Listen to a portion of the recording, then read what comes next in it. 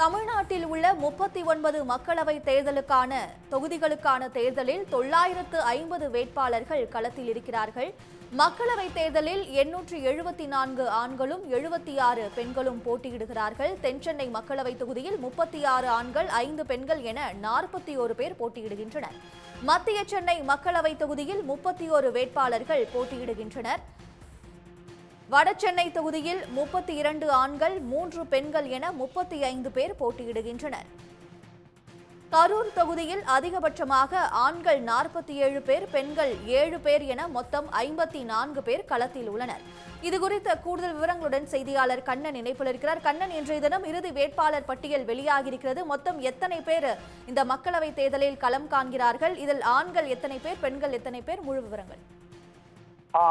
தமிழகத்தில் வரும் 19ஆம் தேதி நடைபெற உள்ள நாடாளுமன்ற மக்களவை தேர்தலுக்கான இறுதி வேட்பாளர் பட்டியலானது இன்றைய தினம் வெளியாகி உள்ளது.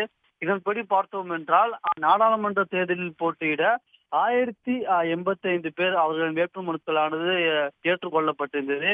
இந்நிலையில் வேட்புமனுக்களை திரும்ப பெறுவதற்கான கால அவகாசம் இன்று மாலை 3 மணி என்று அறிவிக்கப்பட்டிருந்தது. அந்த 3 மணிக்குள் மொத்தம் 135 பேர் தங்களது வேட்புமனுக்களை திரும்ப பெற்றுள்ளனர். இதன்படி பார்த்தோம் என்றால் தமிழகத்தில் உள்ள 39 நாடாளுமன்ற தொகுதிகளில் மொத்தம் 950 வேட்பாளர்கள் களம் காண்கினர்.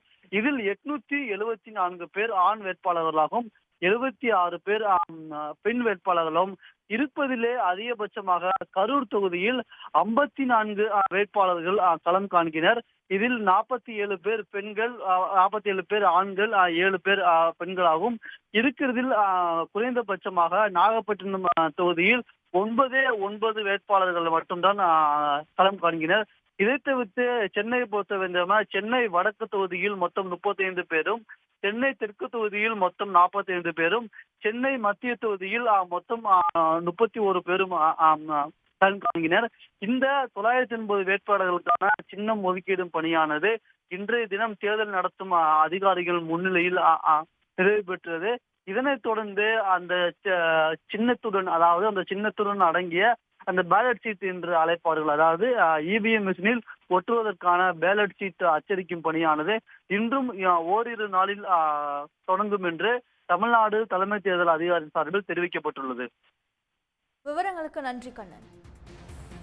உடனுக்குடன் செய்திகளை தெரிந்து கொள்ள சன் நியூஸ் பெல் ஐகானை கிளிக் பண்ணுங்க.